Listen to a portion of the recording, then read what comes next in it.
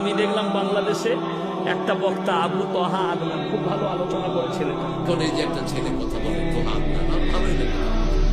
Cricket খেলা বন্ধ করে দিয়া কোরআনের দাওয়াত নিয়ে ময়দানে এসেছে।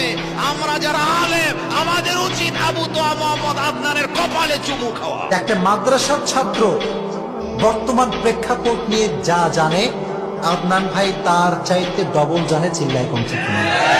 আল্লাহ আমার চোখের যদি আবু তোহা মোহাম্মদ আদনানকে হায়াত দিয়ে বাঁচান।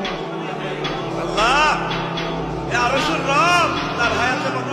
একটু চিন্তা করবা, 1 মিনিট একটু চিন্তা করবা যে তুমি পৃথিবীতে নাই, তুমি পৃথিবীতে নাই, তুমি মারা গেছো। চিন্তা করবা তুমি মারা গেছো। এরপর চিন্তা করবা তুমি যে মারা গেছো পৃথিবীর কারো কোনো সমস্যা হচ্ছে কিনা। তুমি যে মারা গেছো পৃথিবী কি থেমে আছে? তোমার পরিবার থেমে থাকবে? তোমার শিক্ষা, তোমার বন্ধু বান্ধব, তোমার আত্মীয় স্বজন কেউ থেমে থাকবে? কেউ থেমে থাকবে না। তুমি পৃথিবীতে থাকো বা না থাকো, কারো কিছু আসে যাবে না।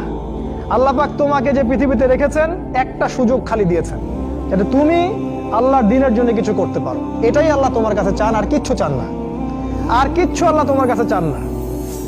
আল্লাহ চান তুমি একজন ভালো মানুষ হও, ভালো মুসলিম হও এবং দ্বীনের জন্য কিছু